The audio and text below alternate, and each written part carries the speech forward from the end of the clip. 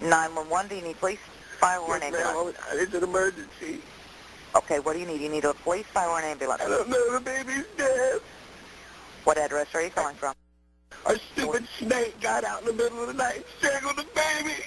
Okay, stay on the line with me. I'm going to get you over to an EMS dispatcher. You need to answer all their questions, okay?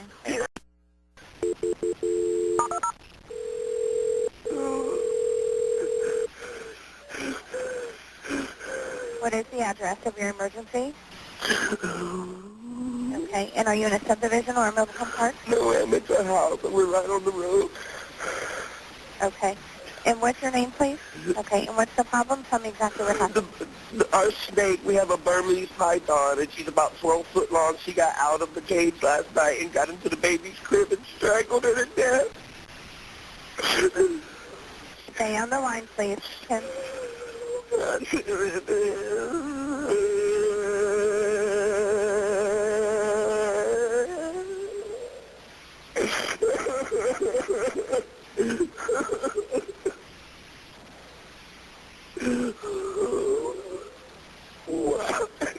Okay, I do have help on the way there for you, sir. I need to ask you a few more questions, okay?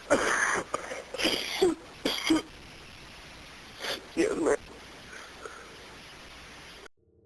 In Oxford, Florida, on the morning of July 1st, 2009, an 8'6" albino Burmese python escaped its cage and crawled into the crib of 2-year-old Cheyenne Hare, crushing her to death and leaving bite marks all over her body.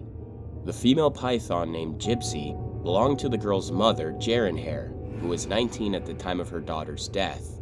Jaren bought the snake around 5 to 6 years prior to the killing at a flea market for $200. Even though the snake was hers, her boyfriend, 32-year-old Jason Darnell, took responsibility of taking care of the python. This wasn't the first time the snake had escaped from her cage, which was a glass terrarium with a quilt pinned to the top instead of a secure lid. Gypsy actually made frequent escapes. Jaren's mother, Cheryl, worried greatly about the safety of Cheyenne. In court, she testified that she had offered to buy them a secure cage for the snake, to take care of the snake for them, and even offered to buy food for the snake because they couldn't afford to feed the 8-foot python. All offers were rejected. When the python strangled the toddler, its last meal hadn't been for a month, and the last thing it ate was a roadkill squirrel. Jaren and Jason went to bed around 11:30 that night. Jason's other children, aged 12 and 7, were watching Family Guy in the living room. Jaren took an unprescribed Vicodin pill before going to bed. Jason had to get up to use the bathroom around 12:30 a.m. and tripped over something in the hallway.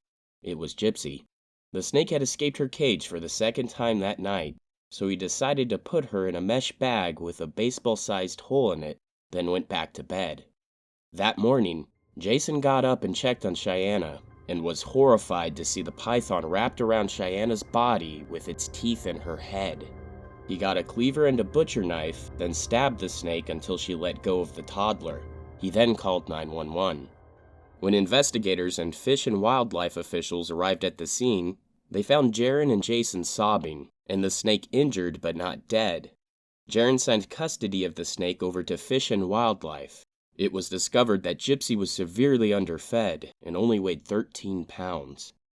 Earlier that year in May, the Department of Children and Families received a report that the parents were using drugs like ecstasy, cocaine, marijuana, Xanax, and other narcotics. They visited the home, saw the snake, knew about the drugs, and felt the children were relatively safe if the parents signed a piece of paper called a safety plan. Since the parents admitted they took drugs and had no intention of stopping, the safety plan made them agree to only do drugs in the bathroom where the kids couldn't see. There was an investigation on whether the Department of Children and Families followed safety risk and assessment properly. Spokeswoman Carrie Hopner said the agency has investigated several complaints involving this family during the past year. A couple of incidents were verified, she said, but she did not disclose details. On August 24, 2011, the couple went to trial for their sentencing. "There's no way I would cause harm to any of my children," Jason said. He also described Gypsy as real gentle, saying she never coiled up on the kids who carried her draped around their necks. Jaren said she would always feel pain for what happened to her daughter. In her interview with detectives, Jaren said Gypsy was tame. She shrugged her shoulders when a detective asked her how she could tell if the snake was hungry. She said she thought the snake had escaped the tank 'cause it can. She might have been hungry, Hare said, but I don't think she would come right out and do what she did. Jaren's defense attorney, Ismail Salas, argued that the 8'6" snake had been a family pet for 5 years and had always been docile.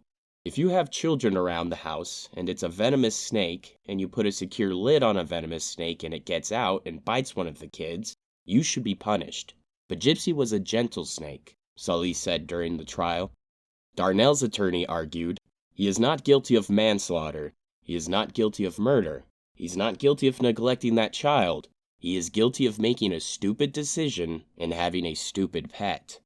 Jaren's mother testified for the state, telling the court how she offered to help get a better cage, help buy food for the snake, and even buy the snake from them because she was worried about the dangers it presented in the household. Jaren Hare and Jason Darnell were sentenced to 12 years in prison for third-degree murder and 5 years of probation after release. The jury foreperson had this to say in regards to finding the couple guilty.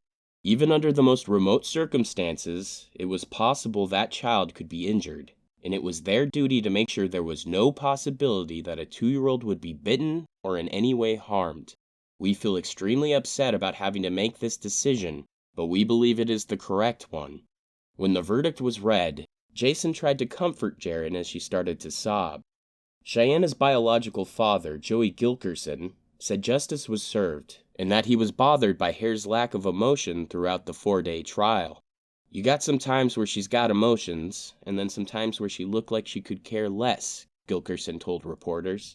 I mean, that was our daughter. How can you have an emotionless face? Even though he never got to see Cheyenne, he said he never liked the idea of the snake being around the toddler. Later, he sued the Department of Children and Families and settled for an amount capped at $100,000, but the terms of the settlement were not disclosed. Gypsy the snake survived and was taken into the care of the Florida Fish and Wildlife Conservation Commission.